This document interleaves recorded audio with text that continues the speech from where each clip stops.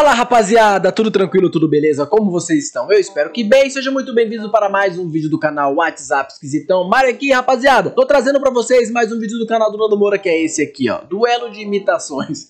Nando Moura versus André Marinho. Rapaziada, é 1h15 de vídeo. Então isso aqui vai estar muito bom, velho. Provavelmente a entrevista que o Nando tava falando que ele ia fazer com que ele tava fazendo com o André Marinho. E eu vou trazer pra vocês. Lembrando que eu já vou deixar o link na descrição. Já faz o seguinte, já capricha no like, dá essa força pra gente. Comenta aqui o próximo react que eu trago. E se não é inscrito no canal, já dá aquela força e se inscreve. Tranquilo, rapaziada? Então é isso. Sem mais enrolação, bora pro react. Meu caro Bolsonaro, eu queria primeiramente Já começou assim no Lula? agradecer a você porque você liberou um fundão pra nós fazer a campanha.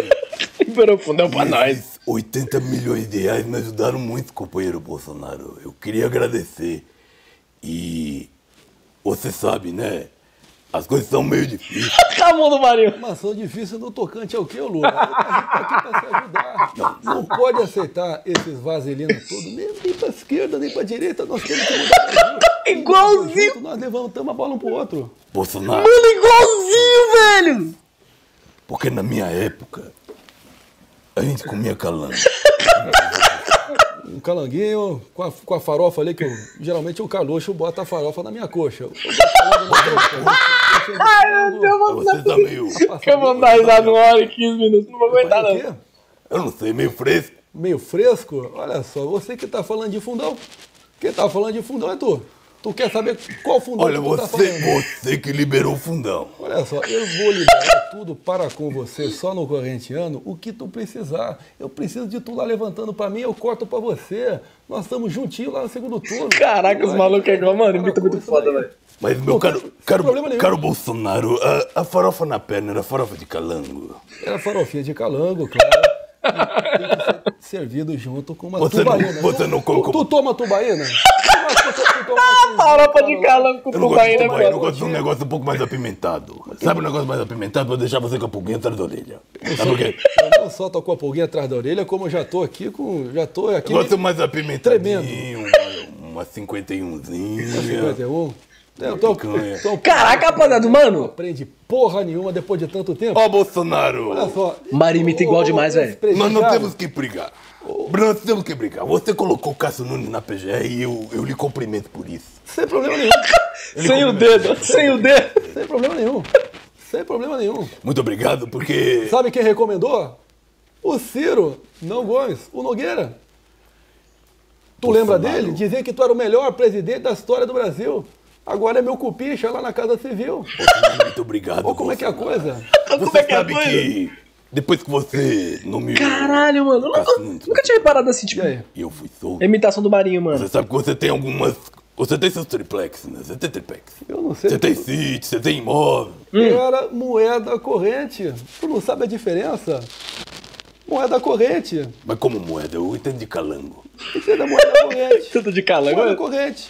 Foi que os Mas não era dinheiro, Bolsonaro. Era moeda corrente. Eu não vou entrar para com você nesse tipo de discussão que não vai a lugar nenhum para Bolsonaro, conosco aí. Mas se um dia você chegar... Diga aí. Se um dia você chegar a ser preso por um vagabundo como o Moro, você concorda que é um vagabundo? O Moro É. é o traidor, é o Judas. Traidor, Traidor da pela Judas, espécie. Judas. Me ignorou lá no aeroporto quando eu fui falar com ele de coração Se aberto. você chegar a ser preso, Bolsonaro, E aí? e eu chegar lá, a gente arranja um esquema pra você. Tu garante aquele dutinho, a gente se resolve. Você fica tranquilo. Garante aquele Pode dutinho, é ficar foda. tranquilo, Bolsonaro, porque você é que nem a minha mãe pra mim. Olha só, Você sabe que a minha mãe é analfabeta. você tem os olhos da Dona Linda também. A pureza no seu olho realmente me lembra de Eldorado Paulista. Quando Bolsonaro. eu pegava aqueles lambarê lá no meio do rio. Ah, Bolsonaro. Você tá igual lambaré. A gente sempre se entendeu. Meus amigos, eu estou aqui com o André Marinho, a voz. Graças a Deus. Chega, né? Chega. A voz do mito. Chega. Aqui. Caraca, Eu igualzinho o tentando Marinho, aqui mano. a minha do Lula. E o André Marinho, Olha cara. só. Tu vai vender esse livro aí. Que é fake news do início ao fim. Já inicia de antemão. Meu irmão, ele escreveu esse livro aqui. Aí. Eu li em 2 dias. É um livro excelente. Você pensa que isso aqui é só de piada do Brasil? Não, é um cara que viveu os bastidores do bolsonarismo imundo como ele é. Não só viveu esses bastidores, mas que eu acho que, como todos nós aí, foi traído por uma promessa eleitoral que saiu todas as avessas, né? Ele fez tudo aquilo que o PT queria, porque senão o PT voltava. E é um livro absolutamente fundamental, eu acredito, para entender o Brasil de hoje. Ele vai estar dia 20, agora, na livraria Vila do JK Iguatemi, que horas? Livraria da Vila, JK Iguatemi, às 19 horas começa o evento lá. Vai ser um prazer poder contar com todo mundo aí. Pessoal, quiserem ver lá o André Marinho em carne e osso e trejeito. E os trejeitos aí? Convenção dos traidores. JK da Vila. O bicho imita igualzinho, Livraria velho. da Vila no JK Iguatemi. Livraria da Vila, JK Iguatemi. às 19 Caraca, horas. velho, que da hora, Pessoal mano. de São Paulo. Eu tô convidado para ir lá também? Você tá mais do que convidado. Pode furar a fila também. Então vamos lá, vamos todos na livraria estufar o peito, colocar as mãos Meu nele. presidente. Meu presidente, estaremos lá. Esperamos ver você lá. E vai ser um grande sucesso, cara, porque esse livro aqui, ele realmente me surpreendeu. Mesmo, cara, eu achava que esse aqui era um livro que ia falar mais a respeito de piada, mais a respeito da graça, mas você faz uma análise profunda do que foi o bolsonarismo e o que você viveu com o bolsonarismo. Para quem não sabe, a família do André Marinho recebeu o Bolsonaro na casa dele durante toda a campanha. Foi o QG da campanha do Bolsonaro. Eu que fiquei puto com o Bolsonaro porque ele veio aqui comer uma pizza, você ficou com ele lá o tempo todo, enfurnado dentro da sua casa. Né? E quando ele estava aqui, Claro. ele conta uma porrada de bastidor aqui, meu irmão, vocês têm que ler. Quando o Bolsonaro estava aqui em casa, a gente estava nessa mesa aqui, Tá. né? Nessa aqui? É. E tava todo mundo pronto para comer uma pizza, que a gente pediu umas pizzas lá. Eu falei, vamos orar. Aí todo mundo se deu as mãos assim, né? Eu nem sabia cantar. E o Pai Júnior aparece aqui Parece aqui, desgraçado. Chega aí, Parece aqui, desgraçado. Aparece em qualquer canto aí. Ele tá aí. homem. Ele tava no banheiro e a gente tava com as mãos dadas assim, esperando o Júnior. Aí. Eu não vou ficar com a mão dada, não, porque eu não sou baitola aqui, não. É mesmo. Na hora da oração, cara. Pra você ver o quanto que esse cara. Foi, não foi? Foi. Essa foi a Pra você primeira. ver o quanto que esse cara se. E a gente meio que naquela hora, né? Era o que tinha mesmo, então vai tu mesmo, né? Na falta de tu, vai tu É isso mesmo, infelizmente foi na hora, foi o que tinha, Fala mano. assim, Mas aí decepcionou, né? Calhão e tudo mais. Mas a gente consegue ver hoje em dia como ele usa essa religião aí para fazer as suas campanhas políticas e tudo mais. Eu sei que você detalha tudo isso no livro aqui, como foram esses tempos aí, onde a sua família abrigou o Bolsonaro. Quando foi que caiu a ficha para você do cara que ele é mesmo? Nando, primeiro preciso nem falar o privilégio que está aqui, tem que rasgar essa seda, faço questão, dei na dedicatória do livro. Deixa eu ler a dedicatória dele aqui, é o meu querido Nando. Saiba que a sua luta ao longo dos últimos 4 anos me inspirou muito para enfrentar as provações e superar os obstáculos para hoje poder contar essa história. Em um Brasil intoxicado pela idolatria política, sua voz nunca se fez tão necessária. Conte comigo na trincheira para resgatar o mínimo de decência e seriedade nesse país. Com sua ajuda, mudei as minhas expectativas para não mudar os meus princípios. Isto, e não muito mais, já fez valer a pena toda essa história.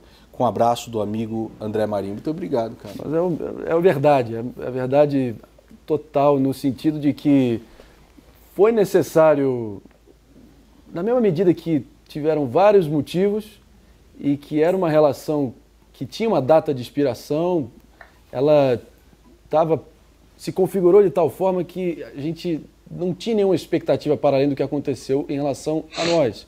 Mas o nosso elo ali dentro do núcleo duro dele sempre foi o Gustavo Bebiano, que chegou a ser empossado ministro da Secretaria-Geral da Presidência, o gabinete dele era um dos principais, colados ali ao Bolsonaro. Você conta no livro um episódio com que o Bebiano apresentou o Bolsonaro pro teu pai. Sim. E o teu pai... Aí, mano... E o Bebiano continuou insistindo. E depois, cara... eu não sei se vocês se lembram, o brasileiro tem a memória muito curta. Tem. Mas eu mesmo fui um vídeo que desci o cacete no Bebiano. Eu fiz um vídeo no meu canal descendo o cacete no no Bebiano. Você já comentou comigo. descendo o cacete no Bebiano.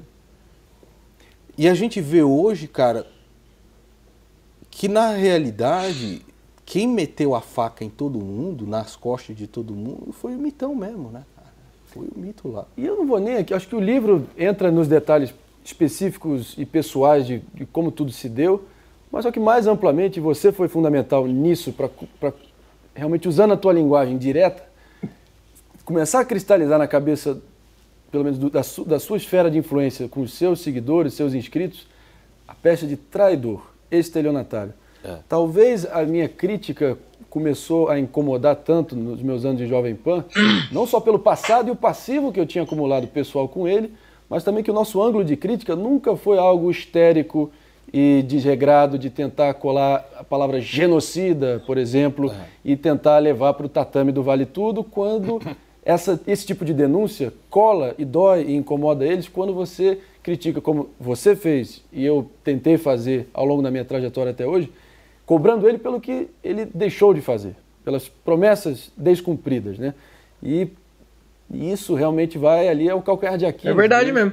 Mas de tal forma o Bolsonaro bestializou tanto o debate público que ele conseguiu normalizar coisas que seriam inconcebíveis em qualquer circunstância. Eu lembro que o momento que mais ressoou comigo da nossa entrevista que você me deu no meu canal no ano passado foi quando você fez um cenário hipotético, mas até muito previsível no sentido de que se tivéssemos diante de um presidente Haddad, ele tivesse sancionado e ido adiante com toda a agenda e as decisões que o Bolsonaro fez, já teria tido uma revolta absurda nas ruas e o Haddad já estaria com uma nota de rodapé defenestrado na história, na lata de lixo. Cara. O duplo padrão dessa militância que, se você traçar um paralelo, né, entre o perfil das manifestações que ergueram ele ao poder e as que se dão hoje em dia, antes era o quê? Prisão após segunda instância, fim do privilegiado, agenda reformista liberal estruturante, não tenho político de estimação, acelera na linha do tempo, privatizações, só a Eletrobras com cheio de jabuti, favorecimento espúrio dentro da base aliada dele do Centrão. Contra o Centrão, eu sou do Centrão agora.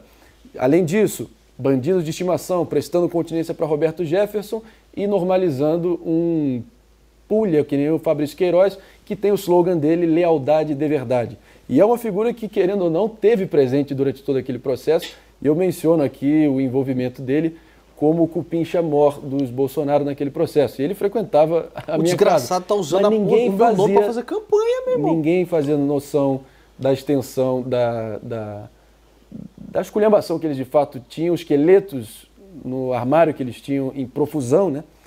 E eu só estou mencionando isso para dizer que a sua pergunta original foi no sentido de... No momento que cai a ficha. No momento que cai a ficha, exatamente. Como todo presidente recém-eleito, ele desfruta ali da famosa lua de mel, do momento onde ele pode ir adiante com as suas promessas. Meu irmão, eu defendi esse governo nos 6, 7 primeiros meses do meu canal, geralmente com unhas e dentes. E mesmo o lance do Bebiano, sim, que depois eu me arrependo pra caramba, porque nesse livro aqui vocês podem conhecer melhor quem foi o Bebiano. Aliás, vou falar um negócio pra vocês. Das pessoas mais espiritualizadas e desprendidas que eu conheci. O Bebiano tinha tal ascendência ali no núcleo duro que se ele tivesse forçado a mão, tá, para tentar ser candidato ou a deputado federal, ele teria sido Hélio Negão, campeão de votos. Se ele tivesse forçado a mão para ser o candidato ao governo do estado do Rio de Janeiro, ele teria sido Witzel. Como 2 e 2 são 4. Era esse grau de influência que ele tinha lá. Mas o desprendimento dele era tal, ele realmente acreditava que ele era um mito. Ele deixou de ver o pai no leito da morte, num ato de campanha no norte do país. Ele poupou o Bolsonaro de todos os detalhes burocráticos, logísticos e a engrenagem que foi necessária até a nível partidário para viabilizar a candidatura dele. Todo o prestígio pessoal dele, as conexões dele que foram necessárias para trazer pessoas como meu pai para qualificar o entorno dele, partiu do Bebiano. E ele foi escorraçado do governo com requintes de crueldade, foi descartado que nem uma bagagem inútil em alto mar. Isso tudo inflado pela ciumeira, patológica do Carlos Bolsonaro, que nunca se conformou do protagonismo que a dupla Bebiano e Paulo Marinho tiveram, especialmente na seara de marketing da campanha. Inclusive, o Carlos usa uma tática quase que trotskista de apagamento radical da história, de tentar menosprezar ou fingir que nada aconteceu durante aquele quase 1 ano e meio de convívio lá em casa. O desgraçado, cara, ele vai pro velório da rainha, ele vai pro velório da rainha e não foi, mas nem dá uma nota quando o falecimento do Major Olímpio, por exemplo. Nem do Bebiano. Nem do Bebiano. E o Bebiano, cara, o lance é o seguinte, eu fiz esse vídeo, pra minha vergonha... Um parêntese rápido aqui sobre o Bebiano, antes que eu me esqueça. Eu vi, e menciono isso no livro, tá? E muito do livro aqui, muitos dos relatos também, eu bebo em algumas fontes, como por exemplo, relatos que o próprio Bebiano me confidenciou ao longo de todo esse processo, situações que meu pai foi testemunha ocular, coisas que o Marcos Carvalho, da AM4, que fez a parte, que comandou toda a equipe lá, que chegou a ter 50 pessoas trabalhando diuturnamente durante todo aquele processo, especialmente no segundo turno, quando o cara sai de 7 segundos de rádio e televisão para 35 minutos na regra eleitoral, você presume que tem que ter uma estrutura correspondente para entregar esse material. E a minha casa realmente virou o quartel-general. E eu só estou mencionando isso porque eu vi o Bolsonaro em 2 momentos singelos apontar para o Bebiano e num raro lampejo de gratidão apontar para o Bebiano e falar: se não fosse por esse cara aí, jamais teria chegado onde cheguei. Então, eu sinto que tudo partiu da macumba psicológica que o Carlos insuflou, aproveitando do fato que o Bolsonaro estava convalescendo. Logo depois de eleito, durante o momento que a reforma da Previdência estava tramitando, Paulo Guedes contra o Zeca Dirceu na Câmara, aquelas comissões, todo aquele processo, você lembra?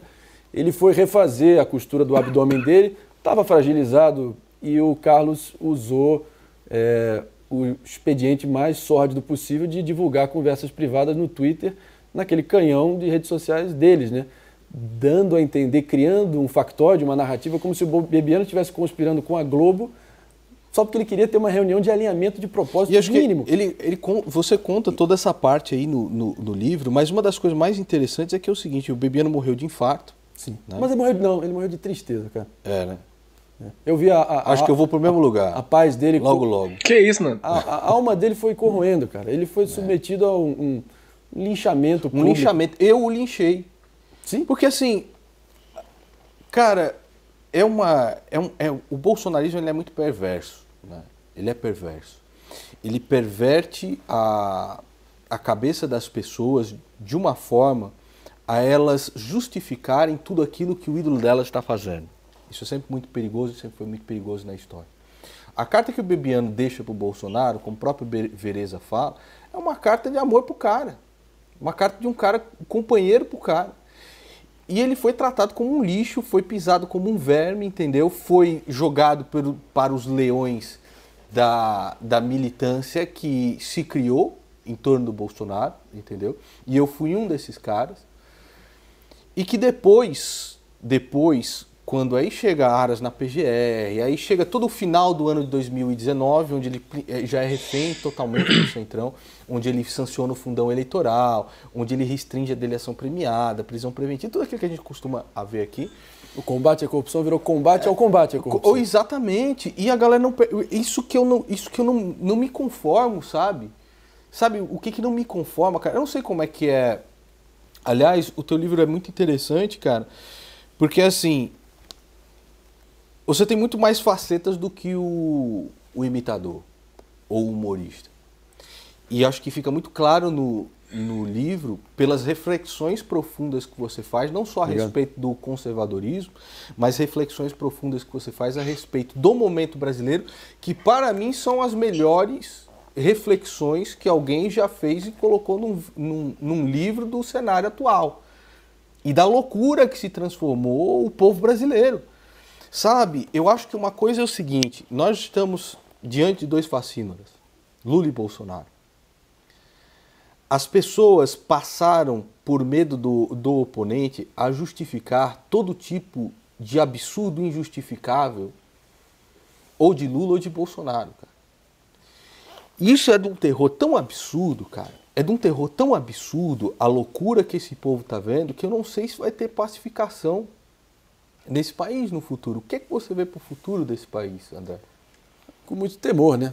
Eu acho que, como todas as presentes tendências, e foi até uma frase que eu te mandei no privado, né? Uma frase do George Orwell que, outras palavras com o mesmo efeito, mas ele diz que as presentes tendências podem parecer tão avassaladoras, tão definitivas, que você perde de vista que tudo passa.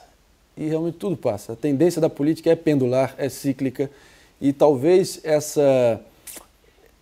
esse tipo de negação máxima da política, que era para ser um dos ofícios mais nobres que existem, mas como o Ronald Reagan dizia, ele achava que a profissão mais antiga do mundo era a prostituição, mas depois de entrar na política ele já começou a ter dúvidas, eu acho que se for... O Ronald Reagan foi o presidente dos Estados Unidos que era comediante, né? Realmente fazer uma convocação para que a Acho gente que foi isso. aceite esse estado de coisas a nível pessoal. A gente tem que ser a mudança que a gente quer ver no mundo, como diz o velho ditado, não esmorecer, não baixar a guarda, para o mal triunfar basta a omissão dos bons, e não ficar refém desse tédio ideológico, de aceitar ficar refém desse viciado cassino da utilidade. Voto útil, voto útil, voto útil, já começa a apontar na nossa cara todo mundo, né? Não, faça valer a sua participação cívica e faça valer o seu engajamento, porque a vida é longa, tudo passa, porém, as sequelas que estão sendo deixadas a nível da estrutura de governo sendo carcomida e pelo aparelhamento e todo o efeito nefasto desse tipo de nomeação que vai perdurar por gerações, a gente só vai sentir os efeitos na medida que com o andar da carruagem. Mas a gente já nota, né, que o Bolsonaro imbuiu no mínimo 57 milhões de brasileiros, segue intoxicando vários milhões desses 57 com essa espiral de desinformação, de tentar sempre estar usando um bode expiatório. Eu vou até me socorrer aqui num tweet que o Alexandre Borges fez esses dias, que eu acho que define bem a mentalidade de ambos, né? Ele fala, Nando, o ponto essencial do demagogo é: você é uma pessoa especial, inteligente, honesta, trabalhadora, tem tudo para ser feliz. O que te separa do paraíso é esse grupo de pessoas, o bode expiatório, malvadas, que conspiram contra gente de bem como você. Eliminando esse grupo, os problemas somem. E aí o Bolsonaro entra nesse tatame do vale tudo, né? Colocando em termos maniqueístas o bem contra o mal, com tons messiânicos na fala dele, dizendo, eu sou o escolhido. E também essa visão patrimonialista, que é uma erva daninha crônica do Brasil desde sempre, mas ele é a encarnação disso no debate público moderno, de não ver a política só como uma doação temporária ao poder, e sim como uma apropriação indefinida do poder, como você pode ver. É assim que ele trata a coisa pública, e é só você ver a forma com que ele, ele tenta repelir as acusações contra ele, só falando, e daí? O que tem nada a ver com isso daí? Não, tem nada a ver com isso daí. Terceirizando, é o governo do isso não é comigo. É foda mesmo, mano. Terceirizar a culpa. É foda, rapaziada. Eu coloco aqui. Infelizmente tem que ir pra não chorar, mas é foda, mano. Não tem nada a ver com isso daí, tá ok? Você é um presente da nação, pô. Você não pode ficar. Isso aqui, eu vou até, em nome da precisão aqui, dizer uma frase do John... Eu já rabisquei todo, cara. Assim que é bom, assim que é bom. Eu acho fantástico você ter começado com aquelas frases, né? A gente Mas vai lá, fala sobre isso. Seu raciocínio. Não, só pro... Tem o John Kenneth Galbraith, era um acadêmico canadense, se não me engano, mas ele foi... Eu digo aqui, ele foi um consagrado economista norte-americano e conselheiro dos presidentes Kennedy, Lyndon Johnson e Bill Clinton. Ele afirmou que, abre aspas, todos os grandes líderes têm tido uma característica em comum: a disposição para confrontar inequivocamente a principal ansiedade de seu povo em seu tempo. Isto, e não muito mais, é a essência da liderança. Aí eu falo, na maior e mais terrível catástrofe humanitária das últimas décadas, a pandemia de Covid-19, Bolsonaro poderia ter emergido como estadista, mas se provou incompetente além do aceitável. Ignorou as melhores práticas sanitárias e pagou para ver. Viu milhares e milhares de mortos, grande parte vítimas da doença e do seu descaso. Não havia justificativa possível para tanto negacionismo, mas ele negou até o fim, negou até a morte. Eu até digo depois aqui, assim como negou qualquer sinal humanitário à Ucrânia, preferindo entender os motivos do agressor Vladimir Putin, autocrata que daria orgulho a Hitler e Stalin. Escolheu o lado errado da história no que foi acompanhado pelo adversário siamês Lula da Silva. Salvo os fiéis das seitas de Lula e Bolsonaro, o centrão do bolsopetismo, ninguém mais suporta essa polarização, essa rinha de condenados e condenáveis. Isso porque os extremos se tocam e se retroalimentam com o mesmo intuito: vampirizar as forças dos brasileiros e prometer a eles não a vida eterna, mas o caraminguá de daqui a pouco. É verdade. É verdade, cara. E a tem canalice muito- do Bolsonaro é o que vai eleger o Lula, e foi a canalice do Lula que elegeu o Bolsonaro no final. E ao eleger, seja lá qual for um dos dois, toda a escumalha que vem junto e toda a perspectiva de manutenção de privilégios penduricalhos e toda essa mamata, vamos dar nome aos bois aqui, né? Então, cara, a gente- Ele falou duas palavras aí que eu não sei o que é não, Um rapaziada. trechinho do seu livro. Escumalha- E eu me surpreendi. Eu sou sincero. com ele, neste livro aqui. Mas a 90% eu tô entendendo. É isso que eu estou falando a verdade. Né? E você... Eu falo isso, rapaziada, porque tem gente que eu conheço que é cego. O pessoal é cego mesmo. Pelas tipo, tuas imitações. Sim. E aqui cara a gente é conhece cego, a pouco idolatria, mais você é da tua louco, vida. Tu rapaziada. estudou em Manhattan. A tua mãe, por ser do Texas, te forçava a falar inglês. Ela morou lá. Morou no Texas, ok. Te forçava a falar inglês em casa. Sim. Tu estudou em Manhattan e agora é bacharel em Direito. Sim. Aqui também, né? Sim. Qual foi tua formação, cara? Porque assim, as reflexões que você faz aqui é meio que um... Sabe, a gente acha que é um livro de um comediante, de um cara, e de fato e você fala das suas experiências. Eu dedico com a alguns comédia capítulos pra isso. e de como que você faz as suas imitações. A gente já vai falar disso, porque Claro. falar só deste vagabundo é muito chato. É muito Você chato. tá entendendo? Ser desgraçado é muito chato. Já falei desse corno aqui. Mas vamos dar alguns spoilers só das histórias aí, porque Não, mas são enfim, várias. Mas claro. o que tu lê, cara? Onde tu se formou, entendeu? O que tu estudou para chegar até aqui? Você fala grande parte do livro, mas como foram todas essas experiências? O meu pai sempre comentou, né? Eu nunca vi o André entrar num voo ou ir para alguma viagem que ele não tivesse alguns livros debaixo do braço. Eu acho que eu estava até entrevistando mais cedo hoje, que é quinta-feira que a gente está gravando essa entrevista, o Felipe Moura Brasil, e ele mencionou... O Felipe Moreira é embaçado também, mano. Pode parecer clichê, parte do jargão, mas o que é libertador e emancipador é você ter iniciativa própria. E eu até digo mais adiante como é que eu me definiria hoje. Vamos fazer aqui uma retrospectiva, tentar traçar um paralelo para como eu me vejo hoje, mais maduro, mais cascorado, mais vivido. Eu aprendi exatamente vivendo em Manhattan nos idos de 14 e 2015. Eu era quase que a voz da contestação. Dentro da sala de aula eu tinha professores que eram associados ao Occupy Wall Street, livro, né? ao Black Lives Matter também. Eu vi aquela angústia justificada de uma cicatriz muito aberta ainda no tecido social americano, que a comunidade negra ainda lida muito mal com todas as injustiças do passado, mas eu digo que tem os lobistas da aflição alheia, né, que se instrumentalizam esse sofrimento justo que está posto, que não é uma coisa que a gente vê tanto aqui no Brasil, e comparativamente. Justíssimo, né? É justíssimo, você viu, porém... E você cita todas essas partes aqui, né? Mas tem aquelas pessoas que utilizam utilizam a revolta da população para ganhar votos e para ganhar votos, né, claro. cara? E a gente tá vendo isso daqui... Sempre, né? Desde que o mundo é mundo. Mas acho que naquele momento era algo inédito pelo contexto que eu estava vivendo em Nova York. Eu até pretendo... a gente fala um pouquinho dessa experiência porque ela reflete um pouco do cenário macroeconômico, não, macropolítico global no momento. Mas eu sempre tive a dificuldade de ser um jovem de direita, contestador do status quo, estudando desde a época do ensino médio, eu ali imbuído por aquele idealismo do ineditismo todo do Obama em 2008. Eu sempre fui um viciadinho em política americana.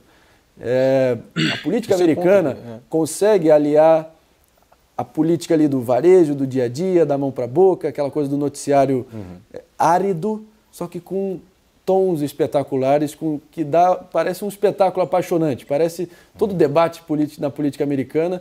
Parece uma luta de UFC, né? As chamadas têm uma coisa bem pirotécnica, né? E talvez as minhas duas veias principais sempre foram a política para absorver, buscar conhecimento, tendo essas referências fora da sala de aula, que sempre foi mais difícil para eu me formar nesse sentido, e comecei a ler os clássicos do conservadorismo e o advento da nova direita no Brasil. E eu, principalmente, vendo Fox News e me formando a partir das leituras do conservadorismo americano, com o Tea Party surgindo ali nos idos de 2012, se contrapondo ao Obamacare, que estava sendo instituído pelo Obama em 2010, né? Em 2009, no caso, em 2010 foi o midterm election, né, que são eleições de meio de mandato. E o Obama tomou a surra dos conservadores, que foi o surgimento do Tea Party. Naquele momento foi quando eu comecei a acompanhar mais a política americana e eu cito aqui uma frase do Milor Fernandes, que ele diz: quando uma ideologia fica bem velhinha, ela vem morar no Brasil. E não passou muitos anos e a dita nova direita, ainda difusa, ainda descoordenada, começou a surgir e acabou culminando em tudo que a gente está vendo aqui hoje. Mas pessoas como você começaram a ter voz, pessoas independentes que jamais teriam o seu lugar ao sol no debate público em outras circunstâncias começaram a aparecer com protagonismo. A debacle do modelo lulopetista, aquele descalabro todo ético, moral e econômico que a gente está cansado de saber. Foi naquele contexto que eu comecei a me formar vendo especialmente a política americana rumo à eleição de 2012. Mitt Romney contra Obama, né? Eu era muito fã do Mitt Romney, até comecei a pentear meu cabelo igual a ele. E eu fiquei muito triste quando ele perdeu pro Obama, porque foi ali que eu comecei a perceber de fato e entender os conceitos das relações políticas de modo geral, o efeito nefasto da concentração de poder, a centralização de poder, o estatismo como um todo, e isso tudo encarnado pelo Obamacare, que foi a legislação principal do Obama no primeiro mandato, que foi quase que o assunto principal que estava acirrando ódios e paixões, era a janela de Overton do momento naquela eleição, né? Era o assunto que era o tira-teima, era sobre o Obamacare. Ele acabou prevalecendo e nesse contexto todo fui estudar nos Estados Unidos, sempre fui um contestador dentro de sala de aula. Eu também sempre me policiei para não ser um Sócrates irreconhecido, não tem nada mais chato que isso. Tem. Eu só estimulava o debate. E até você conta isso no livro porque a gente acha que é muito diferente, mas também não é muito diferente do que tem aqui, né, cara, numa universidade. Não, pelo contrário. Então, assim, essa própria galera do Occupy Wall Street estava lá, destruam um sistema que nós nos beneficiamos dele 24 horas por dia. Então, assim, esse tipo de hipocrisia, né, total. É um negócio eu menciono aqui interessante, né, cara? Eu menciono eu sei dessa parte do livro. Mas, muito bem. Então aí você veio pra cá. Aí eu voltei pro Brasil, meu pai me convenceu. Você queria ser artista. E aí o seu pai falou o seguinte: na verdade, não, para você ser artista, o sonho do meu pai era fazer uma banca de advogados, Marinho. A minha irmã Maria ali ensaiou realizar esse sonho para ele, mas acabou que eu e a minha irmã Júlia, a gente frustrou o plano dele por completo, né? Ela acabou enveredando pela carreira artística. Eu inicialmente falei, vocês sabem, ele é irmão da Júlia B. Olha só, vou contar pra todo mundo. Tem que contar, pô. A Júlia é nossa xodó, nossa estrelinha. Que legal, cara. Era demais. E você veio pra São Paulo porque ela já estava com a carreira artística aqui? Como é que é? Sim, ela já tinha se mudado pra cá. Todas as coisas acontecem aqui. O abismo entre São Paulo e Rio, aqui respira produtividade, oportunidades, tudo acontece aqui. O abismo entre São Paulo e o resto do Brasil está cada vez mais se aprofundando. E é isso que... no meio de toda aquela loucura da campanha, eu fiz despretensiosamente o meu primeiro vídeo e foi o Ciro Gomes contra o Bolsonaro e o Huck de moderador. Mal sabia eu que passou poucos dias e bateu na veia, viralizou e começou a repercutir. Huck de moderador é foda. O que atingiu? Quantas? Chegou a ter 300 mil visualizações para o primeiro vídeo em 2 semanas, assim. Isso antes do advento dos podcasts que lambeu o YouTube e pulverizou tudo, né? Uhum. Mas aí eu fiz o vídeo que eu geralmente digo que é o vídeo que marca o primeiro dia do resto da minha vida, que foi Donald Trump liga para Jair Bolsonaro. Não, esse eu até assisti. Eu estava com meu irmão na cozinha da casa da minha mãe. A gente estava assistindo, olha esse cara aqui. Caralho, perfeito o negócio, entendeu? Então, pô, aquele ali bateu na veia. Mas aí, muito bem. Aí seu pai chegou e falou assim, você para ser humorista tem que estudar direito, tem que se formar em direito. É uma espécie de apólice de seguro, né? Mas ao mesmo tempo eu tive algum prazer, eu não pretendo exercer a profissão porque realmente eu enveredei por essa carreira no entretenimento, estou galgando, conquistando meu espaço. O livro está aqui com tudo que eu vivi. E não falo isso de uma forma pedante, não, mas o que eu vivi aqui, ninguém vai viver numa vida, porque ser anfitrião da campanha presidencial mais improvável da história republicana, interagir com todos esses personagens ali na intimidade dos nossos talheres, porra, ver eles como seres humanos de carne e osso, por detrás das câmeras, sem luzes, sem câmera, sem nada, acho que me deu uma capacidade maior de compreender quem eles são de fato, entendeu? E poder agora estar revelando isso no livro. Mas vamos lá, muito bem, você terminou bacharel em Direito. Ele falou, para ser uma espécie de apólice de seguro. A carreira artística é cheia de imprevisibilidade, você tem que ter o conteúdo certo, na hora certa, para o público certo. Mas isso, e tem também no teu livro, você fala dos bastidores do Pânico, a gente vai falar aqui. Vamos. Mas como é que tu...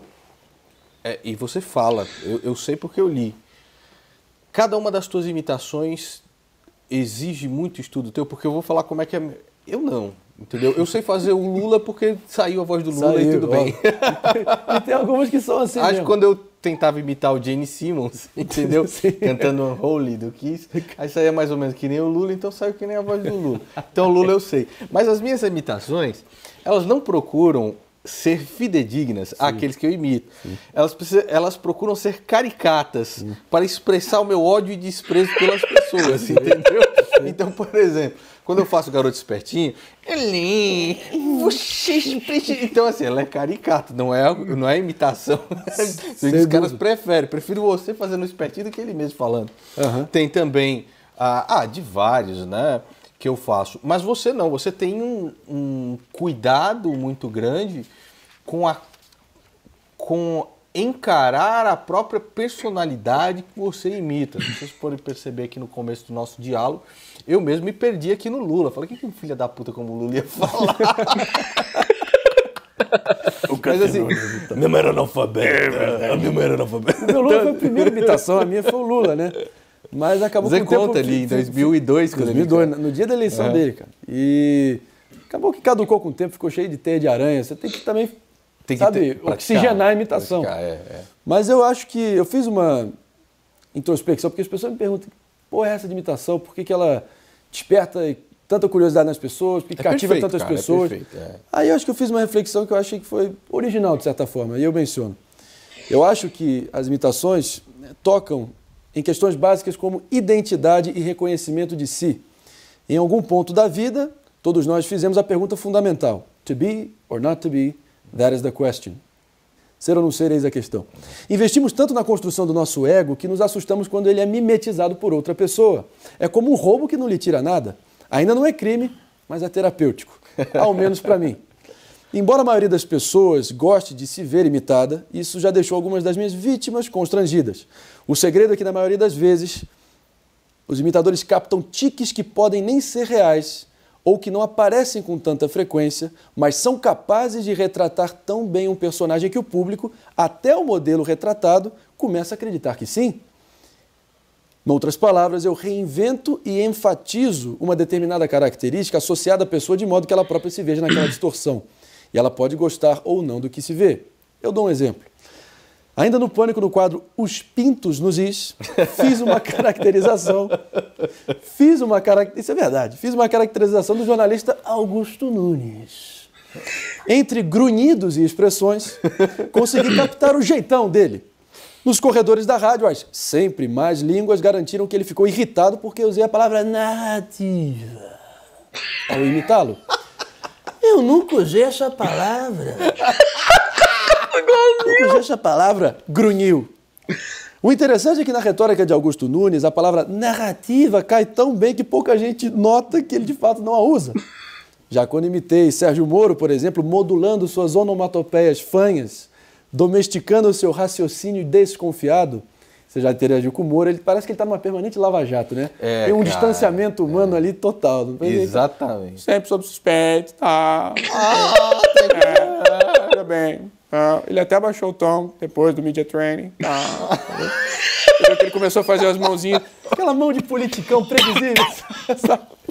Ele começou a fazer aquele gesto de político antigo, sabe? Eu vi o Vini me mandou há pouco tempo, ele lá fazendo propaganda com os caras do Punhobol, ali os caras, que o Punhobol, ele recebendo um vinho e um salame do cara, que salame, legal. Fala salame na voz do Sérgio Moro. Gostei desse salame.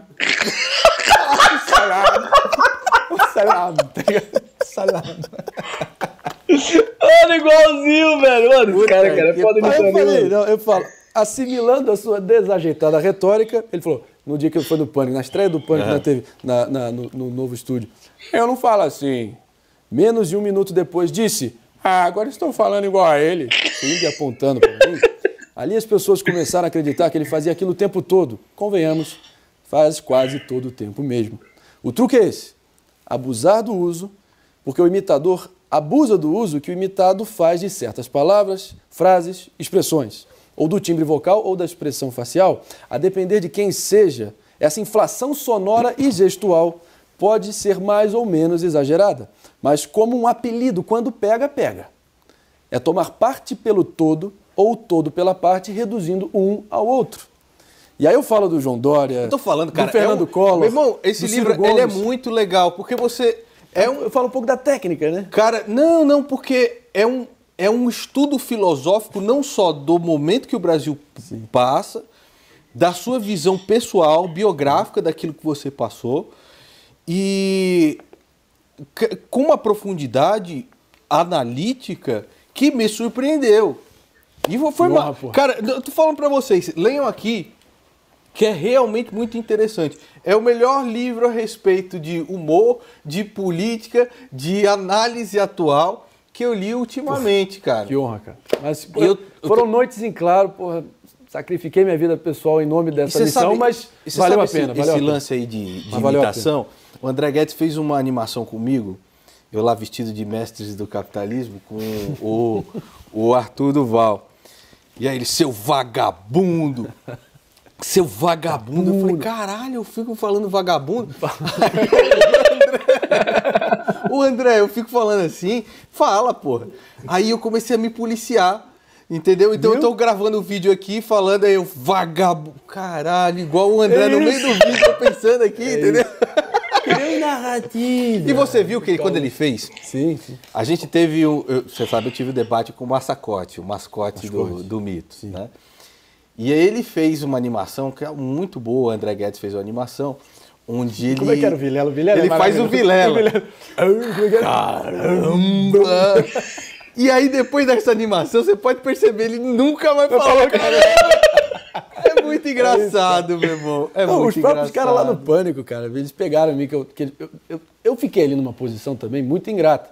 Mas eu tive, quando eu cheguei lá, foi em meados de 2019, fiquei até o final de 2021. Foram 2 anos e 4 meses e de intenso aprendizado, cresci pra cacete, cresci 10 anos em 2 ali. Com solavancos, realmente protagonizando... Eu não sou santo na história porque eu devolvi na mesma medida, eu tinha que defender a minha honra e a honra dos meus, Meu irmão, tinha que defender a verdade num contexto onde eu encampava um discurso absolutamente minoritário, como a voz dissonante ali, mas foi isso que começou a fazer eu ganhar um contorno de formador de opinião, de comentarista que eu nunca cobicei. Não era essa a minha intenção original. Mas aí entrava um negócio que você vai saber se reconhecer. Que tinha alguns programas, Nando, que eu chegava em casa e evitava entrar numa bola dividida, mesmo ouvindo um disparate absurdo. Cara, eu me sentia um covarde. Eu achava que eu estava pecando, consentindo por omissão, sabe?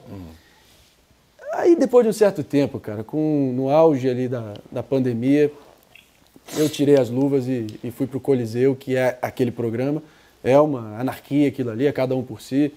Lógico que a gente se afeiçoa ali pelos integrantes, trabalha todo santo dia, você cria um vínculo pessoal, mas o que realmente vale era meio-dia às 2, é quando liga aquela luzinha vermelha do ao vivo e é meio cada um por si. Cara, mas você conquista o pódio quando você decide brigar com a manada. Eu sei. É assim que você se destaca. E assim, o André é um cara que... Foi aí que você entrou definitivamente, se tornou um hábito eu ver os seus vídeos e você me ajudou, como eu tenho certeza, muitas pessoas que te acompanham, a ver a luz, entendeu? Entender até o que o Felipe Moura Brasil diz, né? A capacidade de abstração. Quando você vê... A gente está diante agora de, como o Gentili fala, o King Kong e o Godzilla, né? Isso aqui não é uma eleição para Comodoro do Yacht Club. É uma eleição para presidente. Tem que falar com o Povarel. Um falando de fome, outro de família. Lógico que isso vai calar fundo no coração do brasileiro e nesse momento de desalento e desesperança eles vão depositar a confiança neles, como eu disse na frase do Alexandre Borges no início, né? Mas ele disse, e uma expressão muito feliz da parte dele, que o brasileiro precisa ter capacidade de abstração. Quando você fala em restringir a prisão preventiva e a delação premiada e extinguiu o COAF. E eu te fiz essa pergunta lá. Tem tudo uma questão de linguagem e de embalagem, né? Eu percebi, inclusive eu me pautava muito pelos seus vídeos e várias outras fontes que eu me preparava antes dos programas. Depois de um certo tempo, a minha vida virou Mortal Kombat, né? Parecia que ele era um programa atrás do outro, mas dia após dia. Uma das coisas... Era saber concatenar todos esses diferentes acontecimentos que podem não ficar tão explícitos, mas que na realidade, na prática, independentemente de qualquer retórica, de qualquer bravata, de qualquer declaração absurda no cercadinho que suga todo o oxigênio e a atenção da mídia que pauta isso, e o Bolsonaro é bom em jogar esse balão de ensaio para tentar tirar a atenção e o escrutínio da imprensa em cima de onde o calo está apertando, ele faz isso sempre, mas todo mundo já decifrou que essa é a jogada dele. O difícil é você realmente juntar as diferentes relações espúrias que ele fazia na prática, o tráfico de influência que ele fez no STF para tentar garantir o foro privilegiado retroativo do filho, por exemplo, que já está fazendo aniversário de 3 anos, 2 anos na gaveta do Gilmar Mendes, por exemplo. E, ao mesmo tempo, eu lembro que o André Guedes fala muito isso, incitando e inflamando a militância contra o STF. Essa jogada dupla. Dualidade. Né, essa dissimulação, né? E dissimulação... Mas uma das coisas é o seguinte, para mim, claro, eu via você apanhando lá que nem um gato num saco, entendeu? Levando paulada, e as pessoas entendem isso. As pessoas que refletem a respeito disso. Eu não estou dizendo que você está perdendo o argumento, mas era injusto o que os caras faziam contigo. Os caras baixavam teu microfone, cada vez que você ia falar ficava o morgado dizendo "Ih, MBL News", enchendo o teu saco, toda vez que você ia postular qualquer coisa. E esse tipo de coisa, cara, sempre me fez ver com bons olhos. A verdade é que muita gente veio aqui. Você sabe quando, por exemplo, você estava lançando um livro e você veio falar para mim, não, estou lançando um livro, gostaria muito que você pudesse ler o meu livro, porque eu e você passamos pelas mesmas coisas, em lugares diferentes, mas passando pela mesma coisa, eu queria que você lesse. E eu fui lendo esse livro aqui e eu fui me colocando nas datas e nas situações onde você estava, porque eram conectadas as coisas, entendeu? E eu não fecho portas, eu quero abrir portas. Os caras costumam chegar aqui no meu canal, o pessoal que está inscrito aí assistindo, e fala assim, meu irmão, como tu escolhe tanto amigo merda? É porque eu faço questão de dar aos amigos que eu tenho poder. Então, por exemplo, o Caio Coppola, quando veio aqui, Caio Coppola também veio aqui pedir... O cara deu uma decepção também, o Coppola. Puta que pariu. Isso seria muito legal, tal, conversar. Bernardo Kister. Hoje, eu tive uma audiência com o Bernardo Kister na justiça. Porque ele me processou na civil, perdeu na primeira e segunda instância, e me processou criminal. E eu fiz questão de pedir para o cara doação para o filme do cara. O filme do cara até não aconteceu até hoje. Ele está me processando por difamação de um filme que não existiu. E é por isso que perdeu. Então eu tenho que perder o meu dia hoje, 2 horas da tarde. Deslocando? Não, dessa vez eu não tive que me deslocar. Foi aqui. Mas você tem que fazer todo para estar ali 2 horas na audiência só para o Ministério Público perguntar. Olha, a gente pode extinguir o processo se você for todo ano... na delegacia assinar todo mês, durante 1 ano na delegacia assinar seu nome. Mas não, ele já perdeu esse processo. Só que esses caras que se diziam anti-mimimi e tudo mais viraram isso. Mas o que eu quero dizer é o seguinte, a galera fala, você está chamando o Marinho, daqui a 4 anos o Marinho está enfiando a faca nas suas costas como todo mundo. Claro. Eu não fecho portas. Entendeu? Quando eu vejo... E eu procuro sempre ver sinceridade nas pessoas. Como eu fiz no teu canal. O teu canal estava começando. Quando você foi começar a fazer entrevistas, você falou, Nando, pode dar uma força no canal. No dia seguinte você estava com 20 mil novos inscritos no canal, depois que a gente foi lá. A mesma coisa aconteceu com o pessoal do Flow, que o Flow era um canal que antes de eu ter ido... Eu não estou arrogando para mim que o Flow é o que é por minha causa. Eu só estou falando de um fato de que antes de eu ter ido, o Flow era um canal que fazia 20 mil visualizações. 20, 30 mil no máximo. Top. Quando eu fui, foi a primeira vez que eles conseguiram passar da casa do 1 milhão. Foi aquele vídeo que eles passaram da casa do 1 milhão. Eu lembro bem. Então, os caras falam, pô, mas você escolhe mal, tal. Não, cara, você quer conhecer o caráter de uma pessoa, é tempo Claro. E dando a ela poder e oportunidade. Perfeito. Mas você não pode se furtar de dar às pessoas a possibilidade de prosperar, principalmente quando você enxerga nelas a possibilidade de serem grandes. Eu enxergava no Bernardo Kister, cara, a possibilidade de ser um grande comunicador de uma voz conservadora. E quando chega lá o Bernardo Kister, porra, cara, isso aí eu fiquei assim. Quando chega aquele momento onde a gente estava lutando pela CPI da Lava Toga, que seria a única... Quantas vezes eu não trouxe isso à tona pro Pânico? Seria a única possibilidade que nós, cidadãos comuns, teríamos para tentar cercear, pelo menos que fosse um pouco, os desmandos do judiciário. O Bernardo, que foi vítima do inquérito do Toffoli, comprou a narrativa bolsonarista. E falando, não, Nando, agora temos que... A quem interessa uma crise institucional agora? Cara, isso me deu um nojo tão absurdo. E fora, ele ter vindo aqui em casa, pedido as doações, e ele mandando no WhatsApp o carro novo que ele comprou, a chácara que o cara pegou. Eu falei, meu irmão... Nando, sabe, mano, é embaçado. Então, assim como o seu livro foi importante para me ver no negócio, o caráter ele é testado no tempo. não tem menor O caráter dúvida. ele é testado durante o tempo. E palavras vão ao vento, né? Exatamente. Você está me dando uma baita moral aqui, com a potência que é teu canal, me ajudando a divulgar. Esse que foi a forma que eu achei de fazer um acerto de contas definitivo desse último quadriênio 18-22, onde eu vivi, eu até digo aqui, né? André Marinho viveu e respirou a campanha de Jair Bolsonaro em 2018 antes de romper com o presidente. Esse é o slogan do livro, né?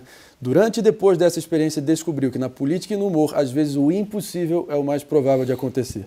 Então, a partir de todas essas experiências que testam todos os limites de sanidade e foram provações onde você teve que, depois de tudo que aconteceu, de toda a depuração, onde ficou delimitado quem é quem, as máscaras caíram, a verdadeira natureza das pessoas, Exatamente. diante das dificuldades, acho que está clara nessa altura do campeonato.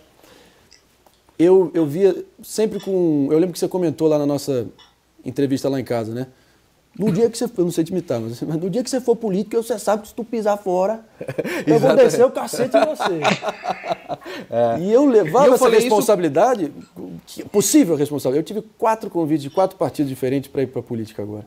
E os caras que falavam que a gente queria um carguinho e tudo mais, todos esses vagabundos que falavam que eu queria um carguinho, todos eles, até aquele porra daquele Lisboa desgraçado, eu vi ele na TV há pouco tempo atrás, lá, louco pra mamar no estado. Louco. Todos esses caras que falavam que eu queria uma porra de carguinho, todos eles estão querendo mamar no estado. E eu continuo aqui a mesma coisa. E todo santo dia que eu estava lá no Pânico, travando o bom combate, era sempre, Marinho é candidato, Marinho é candidato, ih, candidato MBL, Dória, candidato. E colocando sob xeque a isenção dos meus comentários, como se eu não pudesse ser só um brasileiro indignado, que óbvio que eu tive, e eu digo aqui também, na orelha do livro. Na verdade foi a editora que disse, mas faz sentido. André Marinho sabe como ninguém que no rascunho dos dias a história é feita sem borracha de apagar. Eu não vou renunciar a tudo que eu vivi, eu não me arrependo das minhas experiências. Eu posso me arrepender das minhas opiniões, mas não das minhas experiências. Hoje em dia tem uma expressão muito boa que é usada ali num dos hinos da Força Aérea. Eles falam o fragor da disputa. Agora, longe do fragor da disputa, daquela loucura toda, com a visão mais branda, eu botei tudo aqui. Mas... como diz também o ditado, né? Palavras vão ao vento, é o exemplo que arrasta. Eu acho que depois de tudo que aconteceu,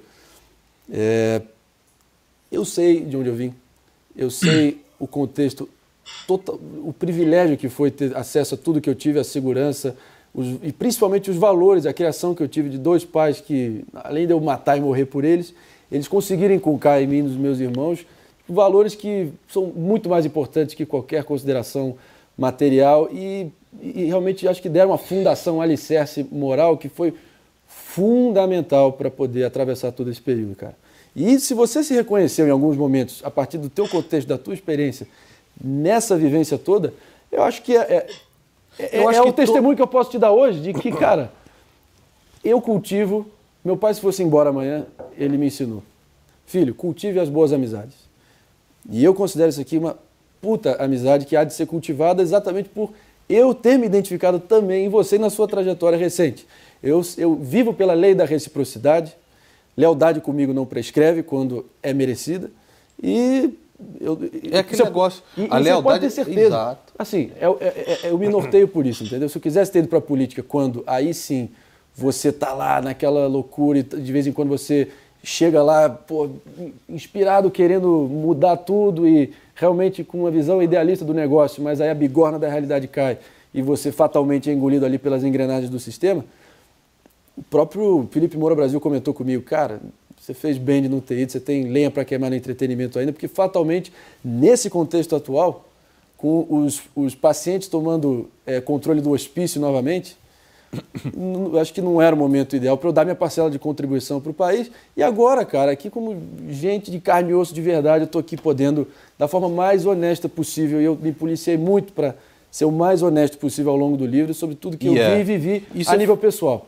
Agora, só de fato é só o tempo mesmo para provar o quão forte de fato é essa fundação moral da pessoa. Eu não vou, é claro, contar para pessoas aqui os bastidores do pânico que você participou, porque essa pessoa tem que ler o livro. Quando o Coppola... Só sobre o pânico, eu esqueci um ponto aqui, que eu estava falando da questão da linguagem.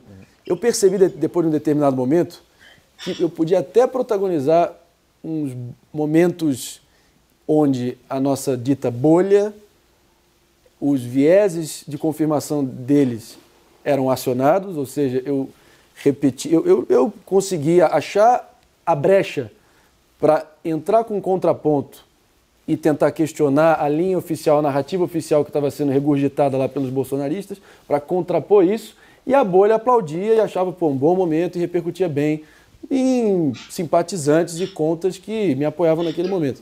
Mas, e eu não falo isso longe de mim, só estou falando de soar prepotente aqui, mas é só uma constatação. Dos 365 dias do ano passado, 4 eu fui o assunto mais falado nas redes sociais. O primeiro foi o debate com o Bananinha, onde eu botei o dedo na cara dele e falei, você foi funcionário fantasma de mensalheiro e por aí vai. E também revelei na cara dele que nos primeiros meses de Pânico, ainda no final de 2019, quando ele foi lá ser entrevistado, ainda no estúdio antigo do 14º andar da Jovem Pan, ele chegou a dar uma carteirada na produção do programa falando, o Marinho não participa amanhã. Mostrando o modus operandi, a praxe autoritária deles de querer impor a uma emissora privada. Porque na cabeça do Bolsonaro ele comprou a Jovem Pan. Naquele momento ainda não. Mas ele já estava começando a ter uma ascendência ali e ele estava se achando que o futuro embaixador, era naquela época, né?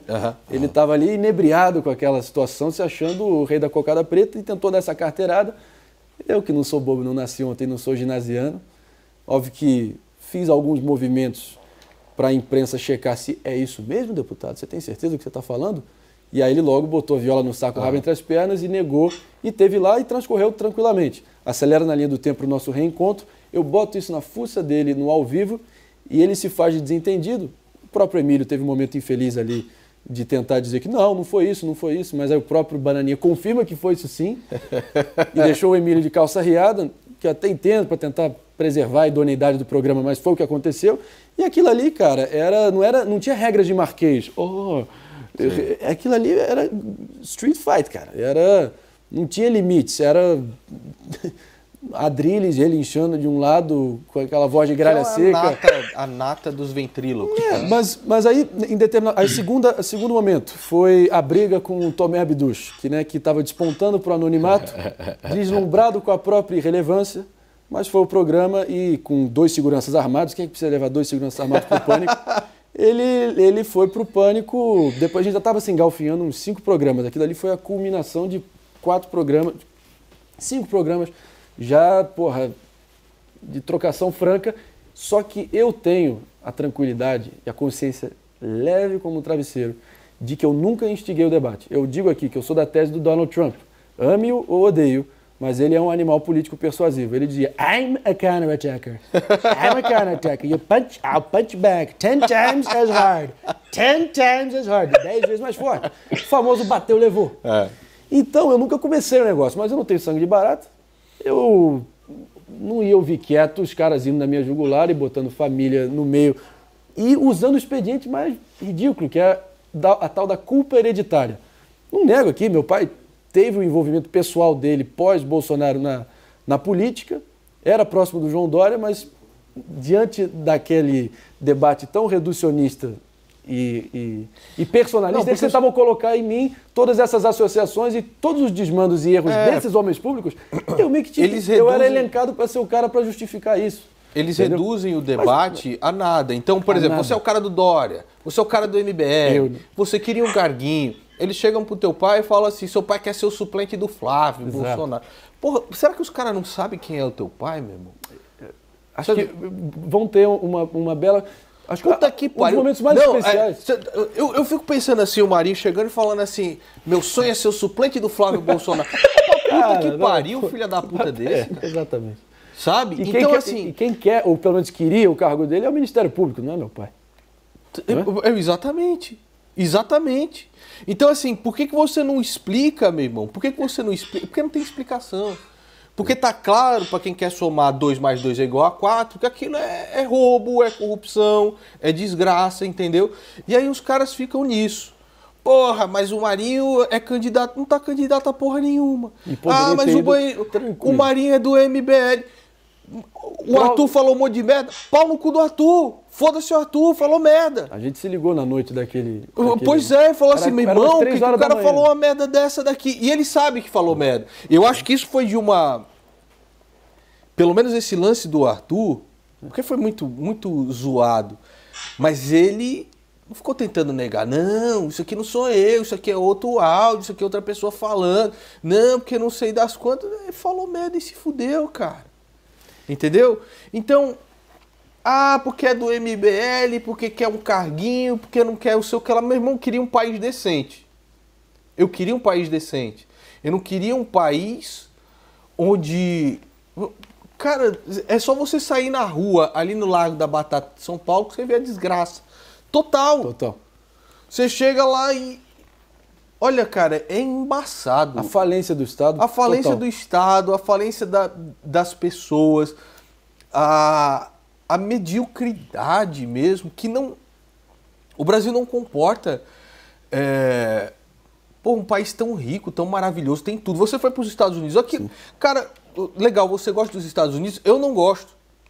Sabe, você vai lá, não tem o que comer direito, você tá entendendo? Você quer um bom café da manhã, você quer um suco de fruta, alguma coisa do tipo, não tem nada, meu irmão. Eu coloco aqui no início algumas frases sobre o Brasil, né? Para reforçar o contraste, né? Nessa página aqui, várias frases sobre a esculhambação do Brasil, frases negativas, e aqui algumas frases alvissareiras aí pra gente também lembrar que, querendo ou não, essa é a nossa terra. E não, enquanto você tá falando, Tom Jobim fala, abre aspas, viver no exterior é bom, mas é uma merda. Viver no Brasil é uma merda, mas é bom. Mano, é interessantíssimo. Porque assim, cara, eu fui agora a Orlando. Sim. E é impressionante, fui abraçar o Pateta pra ver se eu me acalmo. Meu amor, vai abraçar o Mickey pra ver se você se acalma. Minha esposa falou, você conheceu ela agora há pouco. Maravilhoso. Mas fui pra Orlando e é impressionante como a comida do americano é uma merda. É impressionante como o tratamento, porque lá eles estão tão saco cheio de turistas, você tá entendendo? De brasileiro. Meu irmão, o atendimento lá era uma merda. A gente chegou na Best Buy e fica lá esperando o cara para atender.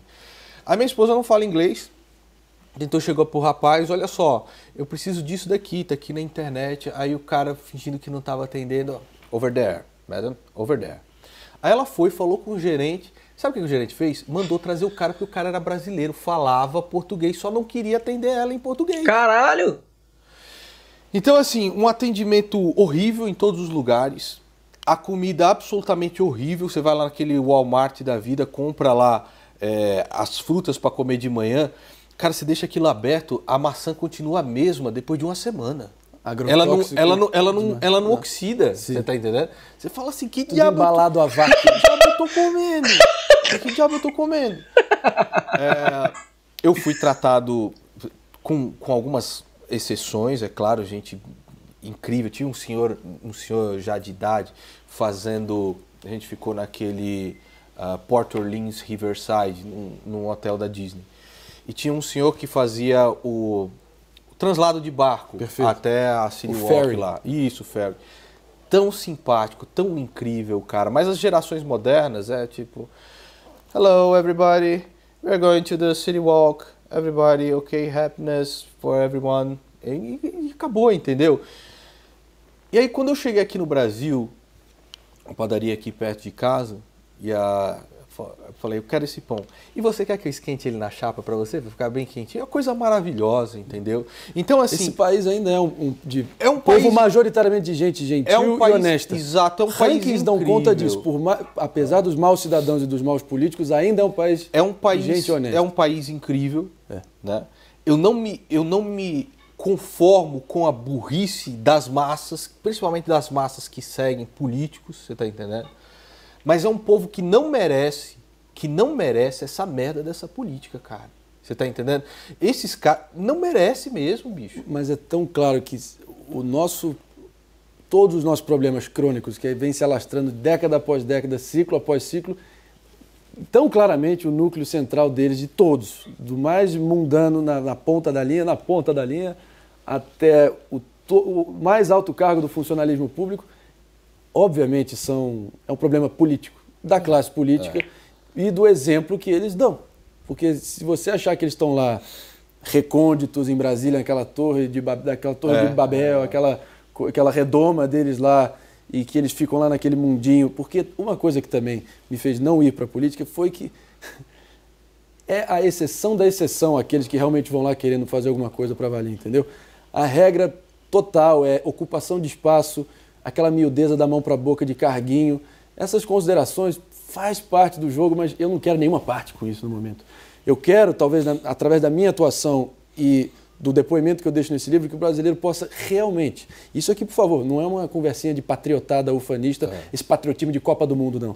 É de um cara que realmente... Eu até brinco aqui, né? No epílogo, eu digo, no sumário, eu poderia estar matando, eu poderia estar roubando, eu poderia estar em Miami... mas eu resolvi ser brasileiro mesmo. Isso significa que a gente realmente tem uma conexão sincera e reconhecer que a gente realmente tem uma história foda. Por que esse bom mocismo internacional, essa vassalagem, essa incapacidade de se valorizar no concerto global das nações? Por que sempre pedir desculpa e não valorizar os seus? Dou um exemplo, desde a nossa fundação, Dom João VI, um dos pais fundadores do Brasil, o primeiro a trazer a primeira biblioteca, o primeiro jardim botânico, a primeira escola.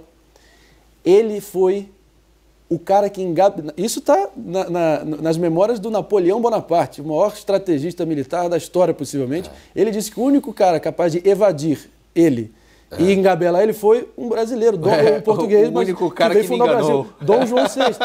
Ah, não, mas aí não, porque ele era um cara glutão, com um apetite grande e botava uma coxinha de frango dentro do bolso. Ah, não, ele é um cara pitoresco, ele é um caricato. Aí não, esse Dom João VI é um bosta. Vamos para Dom Pedro I.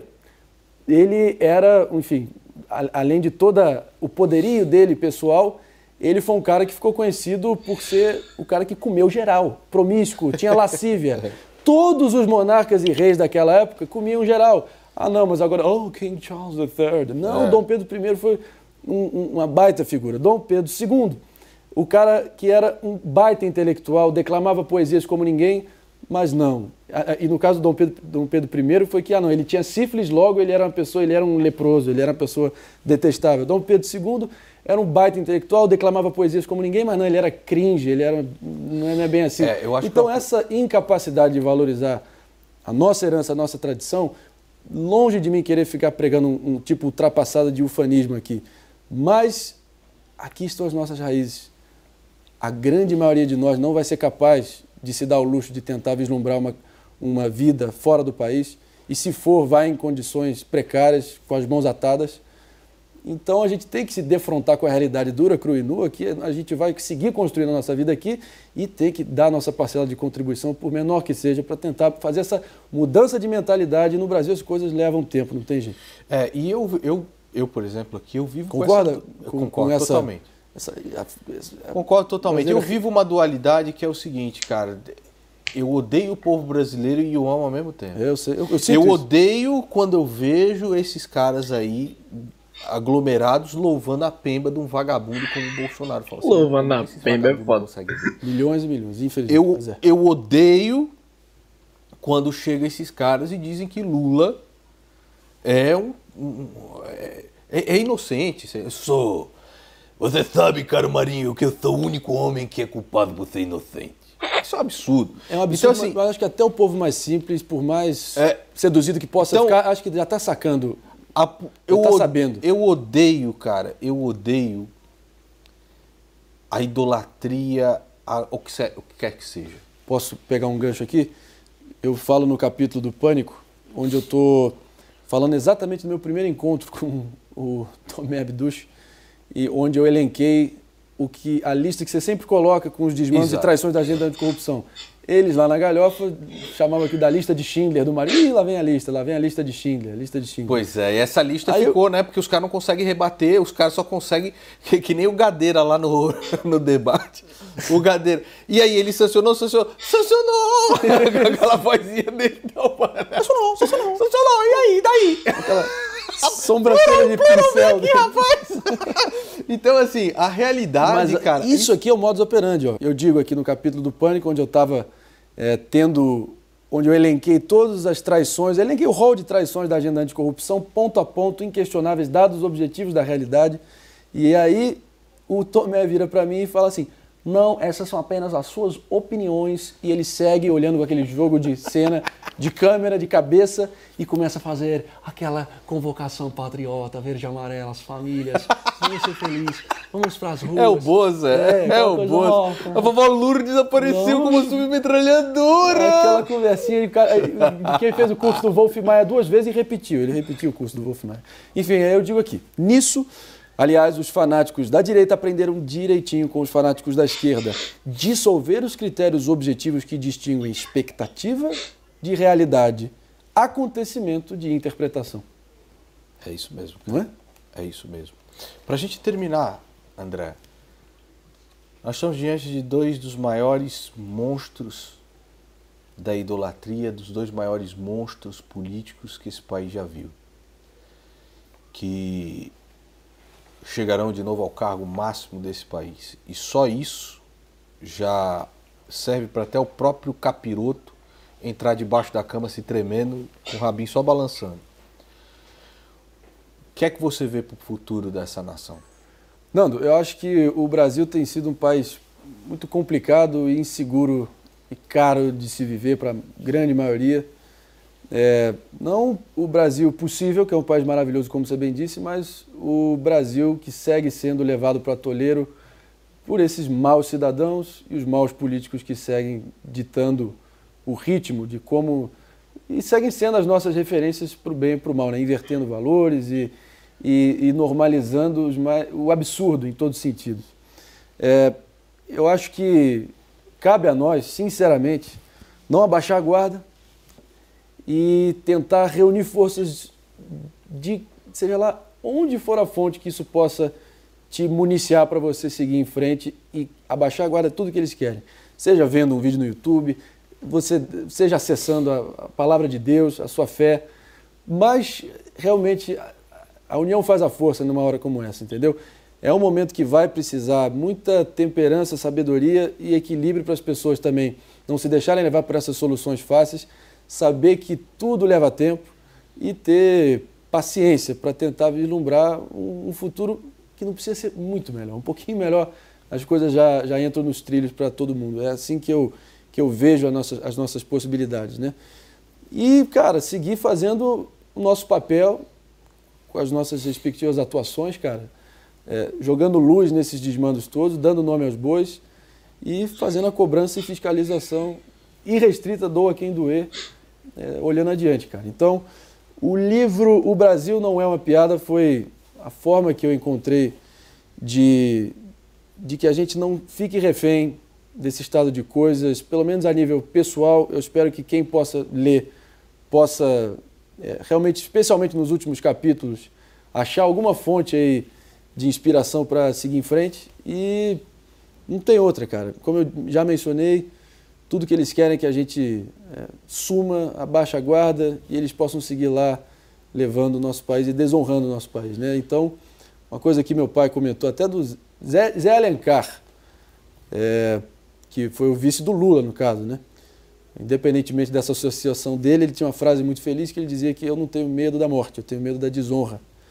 E isso é algo que sempre me norteou e eu sempre me pautei por isso. Eu acho que todo mundo também não deveria se deixar seduzir pelo discurso fácil que está posto aí e realmente tentar buscar a sua melhor versão, independentemente dessa fase sombria que a gente está atravessando. E seguir travando um bom combate é o que todo mundo pode esperar de mim e de você, não tem a menor dúvida. Porque se os bons ficarem de braços cruzados, o mal sempre prevalecerá. E o destino dessa nação está na mão de pessoas como eu, como você e de você que está assistindo aqui, que cobrarão esses desgraçados quando chegarem ao poder de fazer a coisa certa. Mas se os idolatrarmos, pode ter certeza que a vaca vai sempre para o brejo. Eles precisam ter como tinham os imperadores romanos. Lembra-se que tu é mortal. Lembra-se que tu é mortal. A todo tempo no ouvido deles. André, foi maravilhoso você estar aqui. Obrigado, dia irmão. 20. Tamo junto, mano. Obrigado mesmo. Obrigado, cara. Vamos lá. Você tá aqui dia Vou 20. botar o serviço aí, fazer o jabá final no dia 20, né? Terça-feira, às 19 horas. Pessoal aqui que estiver em São Paulo, capital, puderem ir lá, enfim, comprar o livro, dar um abraço, ganhar uma cópia, uma dedicatória especial. Contem comigo, 19 horas, Livraria da Vila, no JK Iguatemi Shopping. Eu conto com todos vocês, vai ser uma honra e um privilégio poder estar com a presença de vocês. Valeu. Meu irmão, Caraca, acabou, rapaziada. eu agradeço. Seguimos firme e forte, juntos em frente. É isso aí. Tamo junto. Caraca, rapaziada, você vê, quando a entrevista é bacana, passa até rápido, né, rapaziada? Pô, eu gostei, eu curti pra caramba. Teve o começo lá cômico, né, das imitações, mas aqui só foi falado o que o cara viveu o bastidor, né, rapaziada? E o que tá acontecendo agora, ele tem propriedade pra falar tudo no livro. Vou ver, até dar uma olhada pra ver se já tem não sei se já tem nada. Geralmente esses livros os caras já conseguem colocar na Play Store também pra vender, não sei se vai ser só físico, né? Mas qualquer coisa a gente dá uma passada em algum lugar e compra. Mas é isso, rapaziada, eu espero que vocês tenham gostado. Lembrando que o link original já vou deixar aqui na descrição. Já fala o seguinte, já comenta o próximo react que você quer que eu traga, e se não é inscrito no canal, já se inscreve e dá essa força pra gente, belezinha? Então é isso, forte abraço, valeu e falou!